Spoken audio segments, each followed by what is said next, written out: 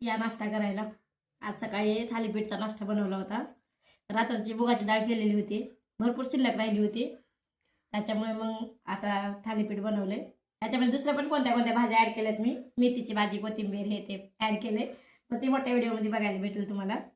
आणि दही आणि थालीपीठ खायला खरंच छान लागले।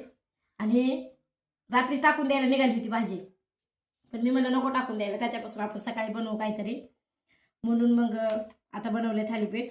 आणि शिळं अन्न कधी वाया घालवायचं नाही। मी कालच त्या व्हिडिओमध्ये महाराजांच्या एका व्हिडिओमध्ये मी ऐकलं होतं कालच, की आपण कमवायचं कशासाठी, अन्नासाठी, आणि अन्न वाया कधी घालवायचं नाही। आणि अन्न वाया न घालवण्यासाठी काकूने एक स्टोरी सांगितली मला, तुम्हाला सांगेल मोठ्या व्हिडिओमध्ये मी, त्याच्या मागीतलं कारण काय आहे तर चला स्टोरी पण ऐका आणि ह्याची रेसिपी पण बघा कसे केले, तर छान लागायले थालीपीठ।